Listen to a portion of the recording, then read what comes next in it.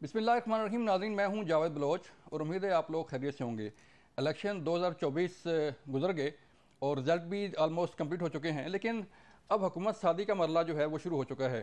حکومت کس کی بننے جا رہی ہے، وفاق کس کو ملے گا، وزیر اعظم کس کا ہوگا، پریزیڈنٹ آف پاکستان کس کا ہوگا، اور وزیر اعلیٰ پنجاب کون ہوگا، اس پہ خاصی لڑائی چل رہی ہے اور خاصی اس پہ جو ہے وہ جوڑ توڑ بھی جاری ہے. لیکن ایک طرف تو رزلٹ جو ہے وہ کمپائل ہو رہے ہیں، حکومت سازی ہو رہی ہے، اور دوسری طرف تحریک انصاف کے اراکین جو ہیں، تحریک انصاف بشمول جماعت جو ہے وہ احتجاج میں ہے، پروٹیسٹ کر رہی ہے. مختلف حلقوں کا رزلٹ جو ہے وہ تسلیم نہیں کیا جا رہا. سوال یہ پیدا ہوتا ہے کہ رانا ثناء اللہ کیسے ہار گئے.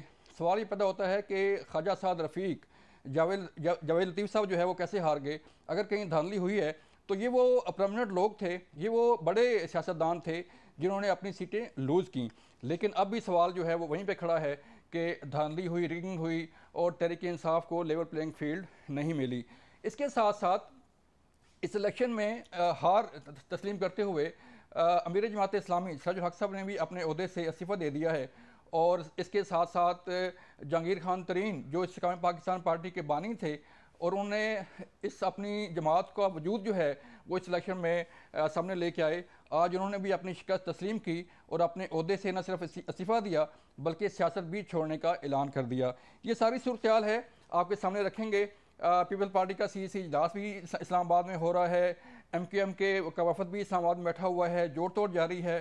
کس طرف سیاست جاری ہے اور حکومت کس کی بنے گی، اس پر ہم آج بات کرنے جا رہے ہیں. ہمارے ساتھ موجود ہیں شوکت پراجا صاحب، سینئر تجزیہ کار ہیں. سر شکریہ پراجا صاحب. عمار مسعود صاحب ہمارے ساتھ ہوں گے، سینئر تجزیہ کار ہیں. نجم علی خان صاحب ہمارے ساتھ ہوں گے لاہور اسٹوڈیو سے، ان کا شکریہ. میں سب سے پہلے عمار مسعود صاحب کے پاس جاؤں گا. عمار صاحب مجھے بتائیے گا، ساری صورتحال آپ کے سامنے ہے، الیکشن آپ کے سامنے رہا، گو کہ اس دن جو ہے وہ انٹرنیٹ بند ہوا، موبائل سروس جام ہوئی، لیکن اس کے باوجود جو ہے وہ رزلٹ آپ کے سامنے ہے. مسلم لیگ نون کہاں کھڑی ہے، تحریک انصاف کے انڈیپینڈنٹ کینڈیڈیٹ کہاں کھڑے ہیں، پیپل پارٹی کہاں کھڑی ہے. تو جو جوڑ توڑ ہو رہا ہے سر، آپ کیا سمجھتے ہیں کس طرف صورتحال جا رہی ہے؟ اچھا، پہلے ہم الیکشن پہ بات کر لیتے ہیں بھائی. الیکشن جو ہوا سو ہوا، اس کے اوپر ظاہر ہے ہمارے ہاں ہمیشہ سے روایت رہی ہے کہ الیکشن کبھی کسی نے تسلیم نہیں کرنا. P T I known league پہ جو ہے الزام لگا رہی ہے. نون لیگ پی ٹی آئی پہ الزام نہیں لگا سکتی، اس لیے کہ پی ٹی آئی کسی ایسی پوزیشن میں ہی نہیں تھی کہ وہ دھاندلی کر سکے. لیکن نون لیگ کے اوپر اعتراض اس لیے نہیں بنتا کہ ان کے سارے بڑے لیڈر ہار گئے، اور اگر وہ جیت سکتے ان کو جی جی جتا سکتے ہوتے تو پھر وہ کیا ہے، باقی تو سارے الیکشن بھی نہیں کر لیتے. اب مسئلہ یہ ہے کہ ایک سچویشن ہمارے پاس آ گئی ہے جس میں ہمارے پاس ایک نمبر آف سیٹس ہے، اس پارٹی نے اتنے لیے ہیں. سوائے اس کے کہ ہم اس رزلٹ کو تسلیم کریں، ہمارے پاس کوئی چارہ نہیں. یہ رزلٹ کیسے آیا اس میں بہرحال بحث ہو سکتی ہے. میں ذاتی طور پہ یہ سمجھتا ہوں کہ ہمیں بہت زیادہ کریڈٹ دینا چاہیے تحریک انصاف کے ووٹر کو. اس بات کو تسلیم نہیں کریں گے، اور اگر اب بھی ہم ایک عمران خان کو سیاسی قوت تسلیم نہیں کریں گے تو ہم غلط بات کریں گے. ایسا نہیں ہو سکتا. اب وہ ایک سیاسی قوت کے طور پہ رہنما ہیں، جو ان کے بارے میں ہمارے اعتراضات تھے 2018 تک، اس کے بعد بالکل صحیح ہے. اس وقت ان کے ووٹر نے انتہائی نامساعد حالات میں، انتہائی مشکل حالات میں جی ووٹ دیا، اور اکثریت میں ووٹ دیا. وہ آپ سب کو پتا ہے کہ ان کے ووٹر کو کیا چیلنجز درپیش تھے، کیا کیا مشکلات تھے. نشان نہیں تھا جی، سب سے بڑی بات تو نشان نہیں تھا اپنے اس پہ. سلوٹ کرنا چاہیے اس ووٹر کو تحریک انصاف کے، جس نے ان مشکل حالات کے باوجود ووٹ دیا. اور ان کے خیال میں وہ میرا اس نظریے سے اختلاف ہو سکتا ہے، وہ بالکل جمہوری روایت ہے، لیکن ان کو اس ووٹر کی اہمیت کو اور اس کے ووٹ کو نہ تسلیم کرنا بھی بہت زیادتی ہے. جہاں تک آپ کا لیکن سر اس کے باوجود رزلٹ تسلیم نہیں کر رہے، احتجاج ہو رہا ہے اس کے باوجود، کیونکہ اتنی سیٹیں مل گئیں اور اب بھی سڑکوں پر ہیں وہ. نہیں، جو احتجاج ہو رہا ہے نا، پہلی بات تو یہ ہے کہ احتجاج کوئی بہت زیادہ نہیں ہو رہا ہے. ایسا نہیں ہو رہا کہ سارے ملک میں آگ بھڑک اٹھی ہے. لیکن میں آپ کو یہ بتاؤں کہ اس میں اضافہ ہو سکتا ہے. یہ چیز ایک رو بن سکتی ہے جو کہ بہت خطرناک اور خوفناک ملک کے لیے ہوگی. اس لیے کہ جب آپ ایک اتنی بڑی پارٹی کا، جس کی 92 سیٹیں ہیں، اس کا مینڈیٹ تسلیم نہیں کریں گے، میرے خیال میں اب ہمیں وہ وقت سمجھ لینا چاہیے کہ جب ہم انہیں انڈیپینڈنٹ نہ کہیں، ہم انہیں آزاد نہ کہیں، ہم انہیں کہہ دیں کہ وہ تحریک انصاف کے ممبر ہیں، اور میڈیا پہ بھی ہمیں اس بات کا خیال کرنا چاہیے۔ آگے آنے والے دن میں کیا ہونے والا ہے، کون حکومت بنانے والا ہے، اس کے حوالے سے جوڑ توڑ کا سلسلہ جاری ہے۔ نون لیگ اور پیپلز پارٹی آپس میں بیٹھے ہیں، ان کے ساتھ مل جائے گی، لیکن میرا نون لیگ کو مشورہ یہی ہے، اور اگر کسی طرح میری آواز پہنچ سکے جی تو میں انہیں یہ کہوں گا کہ اس موقع پہ انہیں اپوزیشن میں بیٹھنا چاہیے۔ اگر اچھا تحریک انصاف نے زیادہ سیٹیں لی ہیں، تحریک انصاف کو حکومت بنائے، وہ پیپلز پارٹی کے ساتھ اتحاد کرتے ہیں، جس مرضی جماعت کے ساتھ اتحاد کرتے ہیں، ان کا حق ہے۔ لیکن چلیں خود اگر نون لیگ اس وقت لالچ میں آ کر ایک کمزور سی حکومت بنا لی تو وہی حشر ہوگا جو 16 ماہ کی شہباز شریف کی حکومت میں ہوا تھا۔ چلیں، یہ تو اور آپ نے صرف بڑا مشورہ دے دیا اس پہ۔ میں نجم علی صاحب، آپ سن رہے ہیں، عمار صاحب نے مشورہ دیا ہے کہ نون لیگ کو اپوزیشن میں بیٹھنا چاہیے، بجائے کہ گورنمنٹ آئے اور پھر پیپل پارٹی نون لیگ مل کے حکومت بنائے اور پھر وہی پی ڈی ایم پارٹ 2 چلے۔ کیا کہیں گے؟ دیکھیں، جہاں تک بات ہے کہ مسلم لیگ نون کو اپوزیشن میں بیٹھنا چاہیے، تو مسلم لیگ نون اپوزیشن میں بیٹھ نہیں سکتی۔ جو ایک وہاں پہ نمبر گیم بنی ہوئی ہے اور جس قسم کی ایک قومی سطح پہ صورتحال ہے، اس میں مسلم لیگ نون اپنی جو 93 سیٹیں ہیں، سوری جو 75 سیٹیں تھیں اور اب بڑھ کے وہ 80 سے اوپر جا چکی ہوئی ہیں، اس کے ساتھ بیٹھ نہیں سکتی۔ اس کا متبادل کیا ہوگا آپ مجھے بتائیں نا۔ کیا پیپلز پارٹی اپنی 54 سیٹوں کے ساتھ حکومت بنا سکتی ہے؟ اور کیا پاکستان تحریک انصاف کے جو آزاد ارکان ہیں وہ مسلم لیگ نون کے ساتھ کریں گے؟ یہ کہ میں ان کی رائے ہے، میں احترام کرتا ہوں۔ بہت سارے لوگ، کل ہماری خرم دستگیر صاحب سے بات ہو رہی تھی، وہ بھی یہ رائے دے رہے تھے کہ یہ اپوزیشن میں بیٹھنا چاہیے، لیکن مسلم لیگ نون اپوزیشن میں بیٹھے گی تو اس کے اگر یہ فیصلہ کرتی ہے تو اس کے بعد یہ سارا سٹک ہو کے رہ جائے گا اور آپ اسمبلی توڑنے کی طرف بھی جا سکتے ہیں۔ میں یہ دیکھ رہا تھا کہ مسلم لیگ نون کے ہمارے جتنے بھی اس وقت رہنما ہیں، میں خواجہ سعد رفیق کو دیکھ رہا تھا، باقی کو دیکھ رہا تھا۔ مسلم لیگ نون والوں کے ساتھ ایک بہت بڑا مسئلہ ہے کہ انہیں اچھا بننے کا بہت شوق ہے، کہ ہم بہت اچھے ہیں، ہم بہت مہذب ہیں، ہم بہت زیادہ تہذیب یافتہ ہیں، لہٰذا ہمیں ہر اچھی بات کرنی چاہیے۔ آپ مجھے یہ بتائیں کہ پاکستان تحریک انصاف اس وقت سب سے زیادہ سیٹیں جیت کر بھی، آپ 100 کے قریب سیٹیں جیتے ہیں اور 100 سیٹیں جیت کر بھی انتخابی نتائج کو تسلیم کرنے کے لیے تیار نہیں ہیں۔ آپ یہ آپ بھی کہہ رہے ہیں کہ 70 نشستوں کے اوپر کم از کم جو ہے دھاندلی ہوئی ہے، اس کو فارم 45، فارم 47، 45 کو ایڈ نہیں کیا گیا، 47 کو چینج کیا گیا۔ تو صدیق بھائی مجھے صرف ایک بات بتائیے گا، جاوید بھائی، ایک اس سے پہلے 2013 میں 35 پینکچروں کی بات کی گئی تھی، اور اس کے بعد جب اس ملک کی ایسی تیسی پھیر دی گئی، اس کا بیڑا غرق کر دیا گیا، یہاں سے جمہوریت کا جنازہ نکال دیا گیا، ایک پرائم منسٹر کو یہاں سے نکال دیا گیا، اکنامک ڈیولپمنٹ کی ایسی تیسی کر دی گئی، اور اس کے بعد خان صاحب نے بڑی سادگی سے، بڑی معصومیت سے آ کے کہہ دیا میں نے تو ایک سیاسی بات کی تھی۔ اب مجھے بتائیں کہ آپ 35 کو 2 سے ضرب دے کے اب تو آپ اس کا ڈبل کرنے جا رہے ہیں، اور اس وقت آج جو وزیر اعلیٰ پنجاب محسن نقوی نے بات کی ہے وہ بڑی الارمنگ ہے کہ ایک اور 9 مئی کرنے کی تیاری کی جا رہی ہے، اور اس کے شواہد اس سے بھی ملتے ہیں کہ آپ محسن راجہ صاحب کی ٹویٹ دیکھیں، وہ کہتے ہیں میں نے ہارنے کے بعد مبارکباد دی، اور مبارکباد دینے کے بعد ہمارے گھروں پر فائرنگ کی گئی۔ اسی طرح خواجہ سعد رفیق نے مبارکباد دی، ان کو بھی بہت شوق تھا اچھا بننے کا۔ ہونا تو یہ چاہیے تھا کہ اس کے جواب میں جو پاکستان تحریک انصاف کے حمایت یافتہ امیدوار بڑے وکیل ہیں کھوسا صاحب، ہونا تو چاہیے تھا کہ وہ ویلکم کرتے۔ ہوا یہ کہ گلستان کالونی میں مسلم لیگ نون کے رہنما کے گھر پر 60 کے قریب بندوں نے باقاعدہ حملہ کیا، وہاں پر توڑ پھوڑ کی، اور پھر وہاں پر بھی جا کر سعد رفیق اچھے بنے، ان کا جی کوئی جواب نہیں دے گا، کوئی کچھ نہیں کرے گا۔ تو آج جو محسن نقوی نے بات کی ہے وہ بڑی الارمنگ ہے کہ اگر آپ اسی طرح اچھے بنتے رہیں گے تو اس کا نتیجہ کیا نکلے گا؟ نتیجہ یہ نکلے گا کہ میں آپ کو بتاتا ہوں کہ NA122 جو ہم خواجہ سعد رفیق کا حلقہ کہتے ہیں، وہاں پر وہ کور کمانڈر ہاؤس ہے، اس کور کمانڈر ہاؤس کو آگ لگائی گئی تھی، اس جناح ہاؤس کو، اور وہ سارے بندے باہر سے آئے تھے۔ اگلی دفعہ آپ کو باہر سے بندے لانے کی بھی ضرورت نہیں ہوگی، آپ نے 122 کو اس کا گڑھ بنا دیا، اور گلستان کالونی میں جو کہ چند سو میٹرز پہ 1-2 کلومیٹر پہ وہ جگہ ہے، وہاں پر آپ نے اس کی پریکٹس کر لی۔ دیکھیں میری بات سنیں، بھی پریکٹیکل ریشنل ہو کے بات کریں۔ نجم بھائی بڑی الارمنگ صورتحال ہے، یہ واقعی جو اشارہ کیا محسن نقوی نے، یہ واقعی ہو سکتا ہے کوئی دوسرے کسی بڑے سانحہ کی طرف جو ہے وہ حالات جا رہے ہیں۔ پرائز صاحب مجھے بتائیے گا، نجم بھائی نے کہا کہ مسلم لیگ نون کو بڑا اچھا بننے کا شوق ہے، تو اسی چھائی میں انہوں نے کوئی خاص کمپین نہیں کی، جیسے وہ ایک وننگ پارٹی ہے، شروع دن سے ہی وہ بیٹھے ہوئے تھے کہ ہم جیتے ہوئے ہیں، تو کوئی کمپین نہیں، کوئی خاص اتنا جو ہے وہ نہ مینیفیسٹو دیا، بڑا لیٹ آیا. تو کیا یہی صورتحال ان کے وہ سامنے آئی کہ کمپین نہ کرنے کی وجہ سے اتنی سیٹیں وہ لے سکیں؟ بہت شکریہ. ابھی تک ہم یعنی وہ ہار جیت کی کازز پہ کھڑے ہوئے ہیں. زیادہ اہم تو یہ ہے کہ اب کیا ہو رہا ہے. جہاں تک آپ کیمپین کی بات کر رہے ہیں، اب ہر سیاسی جماعت پی ٹی آئی تو نہیں بن سکتی کہ 9 مئی کو چڑھ جاؤ، گالیاں دو، ٹرولنگ کرو.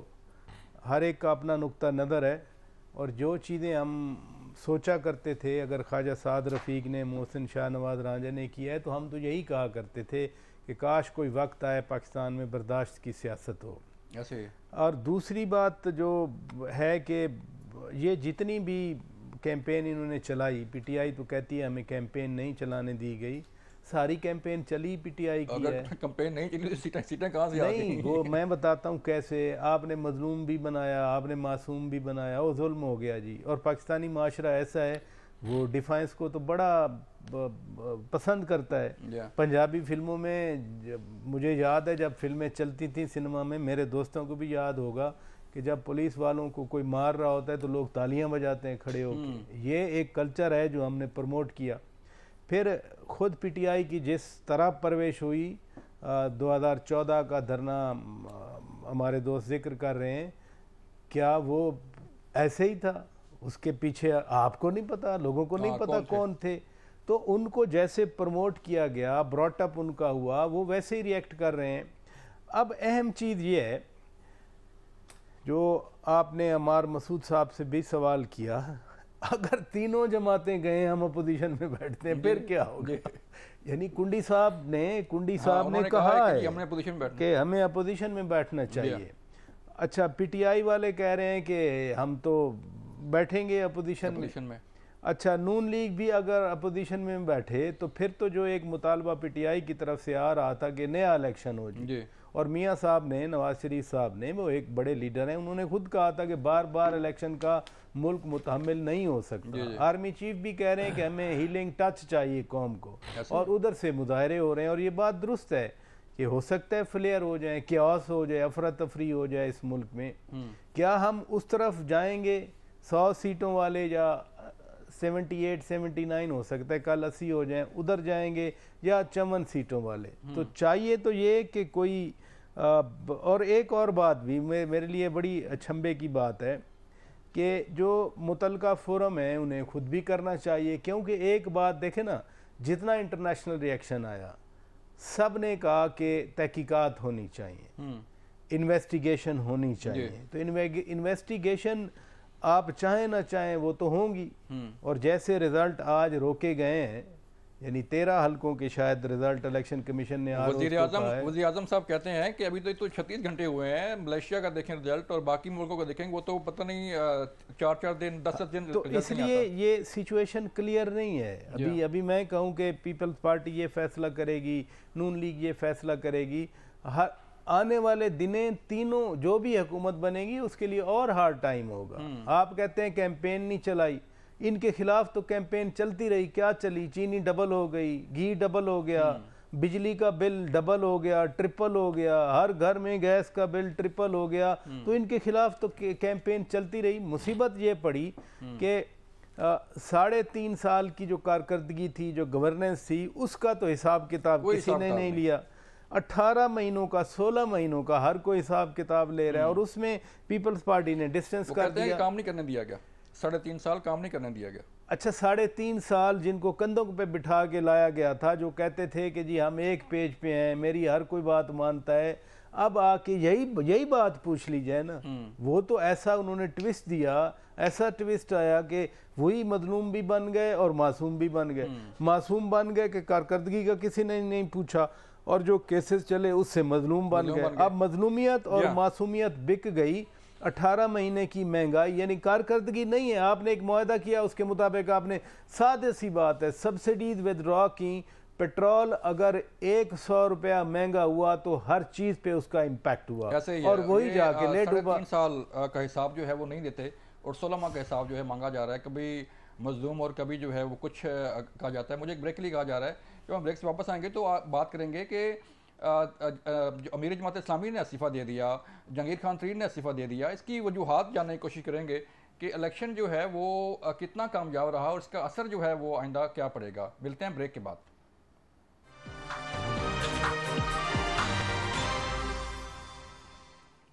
ویلکم بیک ناظرین. ہم بات کر رہے تھے کہ الیکشن تو ہو گیا, اب حکومت سازی جو ہے وہ ہونے جا رہی ہے. حکومت میں کون ہوگا, اپوزیشن میں کون ہوگا, اور کس صوبے میں کس کی حکومت ہوگی.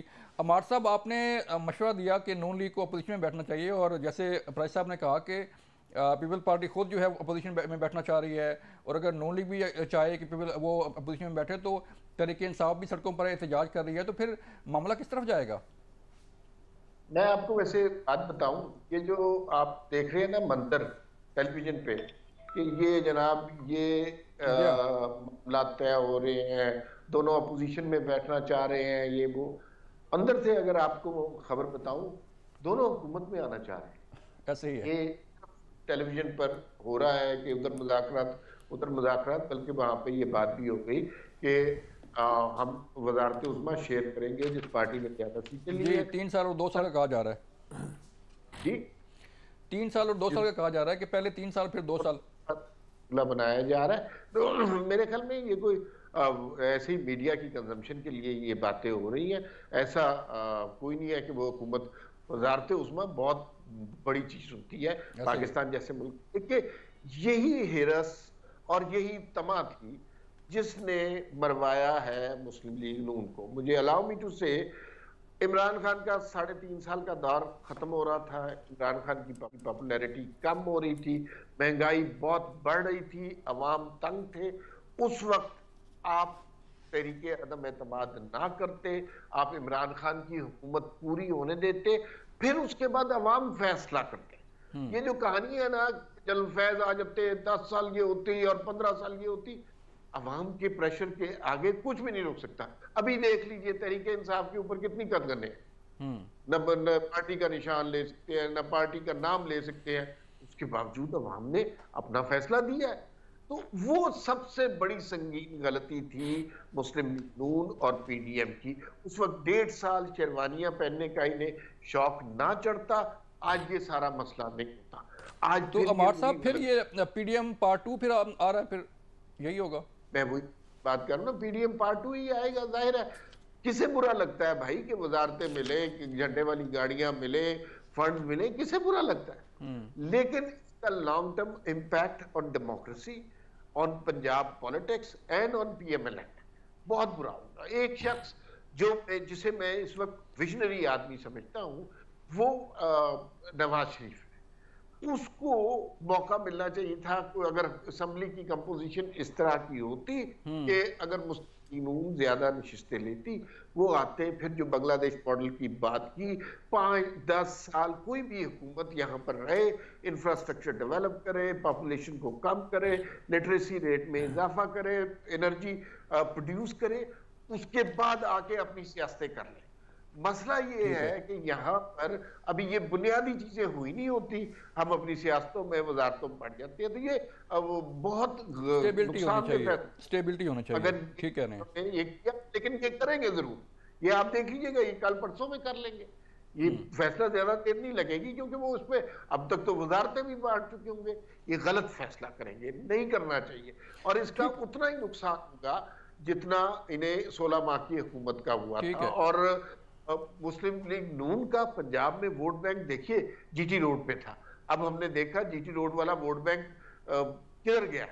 تو آئندہ آپ نظر نہیں آ رہا, سال کے بعد دیکھ سکتے ہیں اگر یہ حکومت میں آئے, ایک لولی لنگڑی ناکام سی فریجائل سی حکومت لی اور پرفارم نہ کر سکے, تو پھر دیکھیں کہ یہ جی ٹی روڈ والا کراؤڈ بھی ختم ہو جائے گا. نجم بھائی, عمار صاحب تو اسی مائنڈ میں ہیں کہ جو ہے وہ مینڈیٹ پہلے والا جو ہے وہ بھی جائے گا اگر حکومت میں آتے ہیں. تو جو فارمولہ بننے جا رہا ہے, مختلف چیزیں سامنے آ رہی ہیں, کبھی 3 سال کا وزیر اعظم, پھر 2 سال کا وزیر اعظم جو ہے وہ بانٹ لیا جائے, پریزیڈنٹ کس کا ہوگا, سی ایم پنجاب کس کا ہوگا. تو جو ہے وہ کس طرح اس کو دیکھیں گے کہ اگر یہ حکومت بنتی ہے پیپل پارٹی نون لیگ کی اور باقی جماعتیں مل کے بناتی ہیں, تو کتنی मुस्तहकम गवर्नमेंट होगी, कितनी मजबूत होगी और स्टेबिलिटी किस हद तक आएगी? देखें, मैं फिर कहूँगा कि नंबर गेम इस किस्म की बन गई हुई है कि मुस्लिम लीग नून इससे आउट नहीं हो सकती। अगर आप मुस्लिम लीग नून को आउट करते हैं तो इसका मतलब ये हुआ कि पीटीआई के आज़ाद अरकान और पाकिस्तान पीपल्स पार्टी मिलकर हुकूमत बनाए और मुस्लिम लीग नून अपोजिशन में बैठे। देखें, अगर एक नॉर्मल सिचुएशन होती तो ये कोई इतनी बड़ी चीज़ नहीं थी, सियासत में दरवाजे बंद नहीं होते।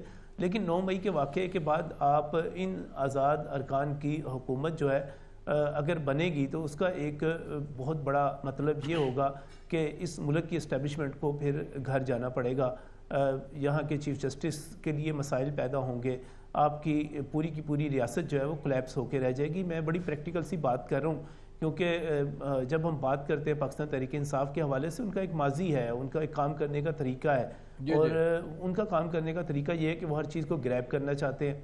ये रियासत बिल्कुल जाम होकर रह जाएगी अगर मुस्लिम लीग नून जो है इसको नहीं होल्ड कर सकेगी। असल मसला क्या है? असल मसला ये है कि मुस्लिम लीग नून अच्छा काम भी करती है तो वो उसका बयानिया नहीं बना पाती, वो लोगों को समझा नहीं पाती। इसके मुकाबले में पाकिस्तान तहरीक इंसाफ है, अगर वो फ़ौज के साथ जाती है तो वो इतनी खूबसूरत पिक्चर पेश करती है कि लोग कहते हैं वाह वाह यही सब कुछ ठीक है, और अगर वो फौज पर हमले करती है तो ऐसा जबरदस्त बयानिया बनाती है कि लोग कहते हैं कि वाह वाह यही ठीक है। कहाँ पे कमजोरी है? नून लीग क्यों नहीं कर पा रही? हम तो सुनते थे कि जब वज़ीर-ए-आज़म थे नवाज शरीफ तो उस वक्त मीडिया सेल सुना करते थे कि वज़ीर-ए-आज़म हाउस का मीडिया सेल मरियम नवाज चला रही हैं, मरियम नवाज का मीडिया सेल, तो वो कहाँ की सारी चीज़ें कि बिल्कुल ही जो है तहरीक इंसाफ के इन टोरर्स ने तमाम सियासी जमातों को फारग कर दिया।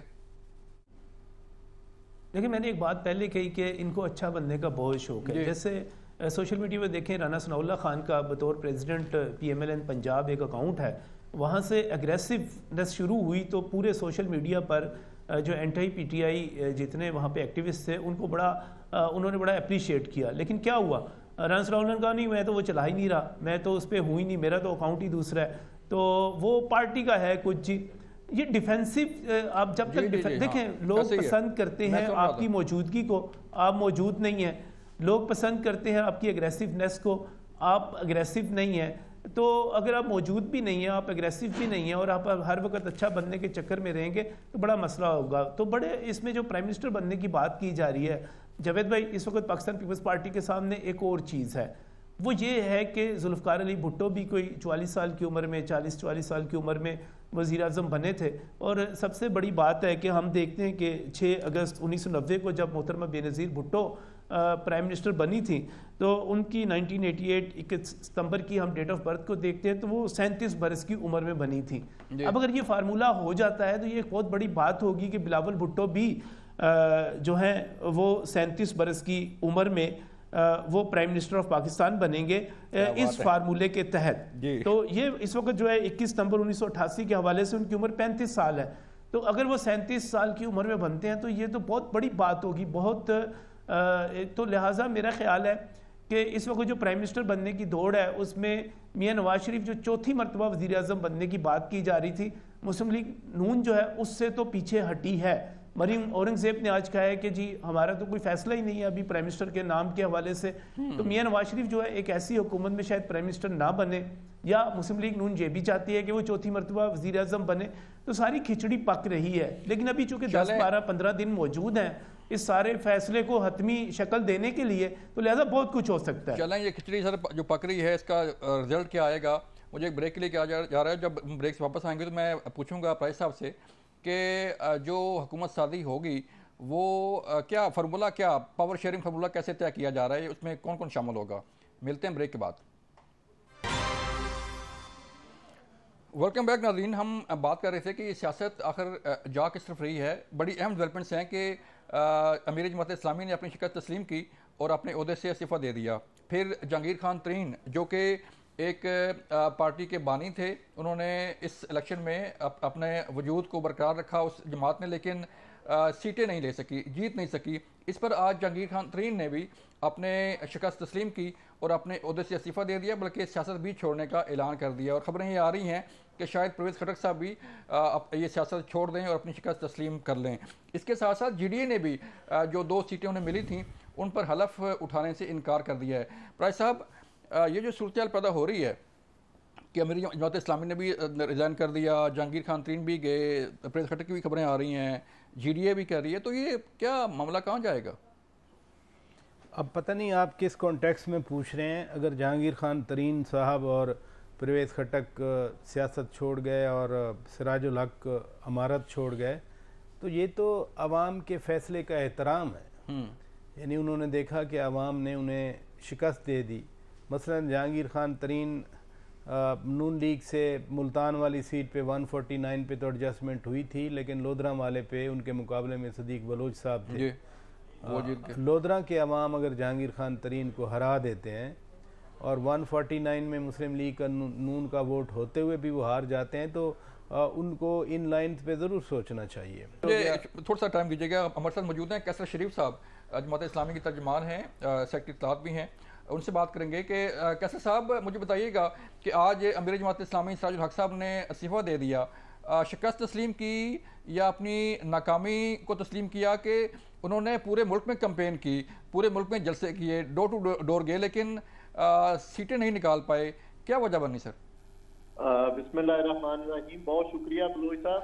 آج امیر جماعت اسلامی سراج الحق صاحب نے امارت سے استعفیٰ دیا ہے اور انہوں نے اپنے استعفے میں بڑی ڈیٹیل کے ساتھ جو اس کی وجوہات ہیں وہ لکھی ہیں، جس میں انہوں نے اس ناکامی کو قبول کرتے ہوئے انہوں نے کہا کہ میں جماعت اسلامی کی الیکشن میں جو مطلوب کامیابی تھی وہ ہم حاصل نہیں کر سکے، میں اس کی ذمہ داری جو ہے وہ قبول کرتا ہوں. اور اس کے ساتھ ساتھ انہوں نے کارکنان کی بے انتہا محنت کو جو ہے خراج تحسین پیش کیا اور اللہ تعالیٰ سے دعا کی کہ اللہ تعالیٰ ان کی محنت کو قبول کرے. اور جہاں تک آپ نے کہا کہ جماعت اسلامی کی کیمپین، تو جماعت اسلامی کی کیمپین میں امیر جماعت اسلامی سراج الحق صاحب نے ملک بھرپور کیمپین چلائی اور اس کے چپے چپے تک پہنچے. اور جس طرح جماعت اسلامی کے لوگوں نے محنت کی اور ڈور ٹو ڈور جو ہے وہ دستک مہم کے ذریعے پہنچے، یہ تاریخ کا ایک روشن باب ہے.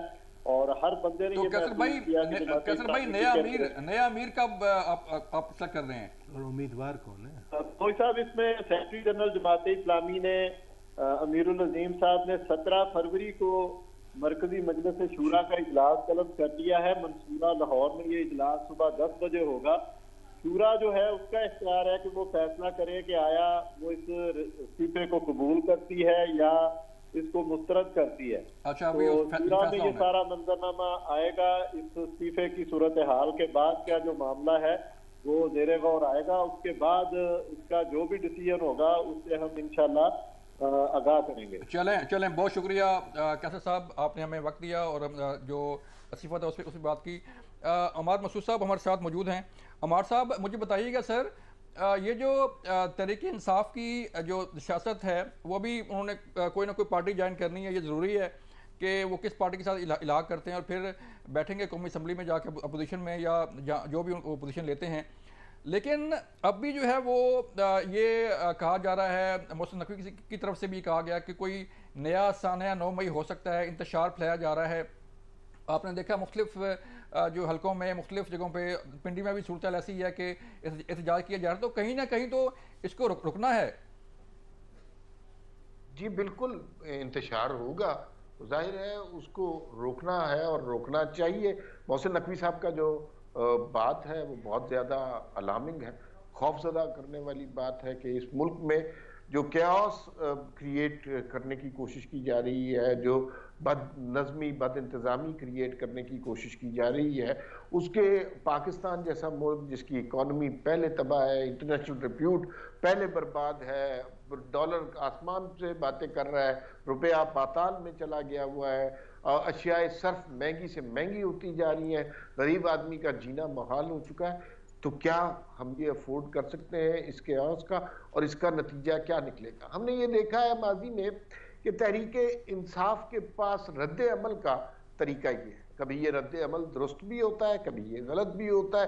دیکھیے احتجاج کرنا، پرامن احتجاج کرنا ہر سیاسی جماعت کا حق ہے، کرنا چاہیے، اس کی اجازت ہونی چاہیے. لیکن وہ کسی کی بات سنتے نہیں ہیں عمار صاحب، وہ کسی کی بات سنتے نہیں ہیں، ان کے نزدیک جو ٹھیک ہوگا وہی کریں گے.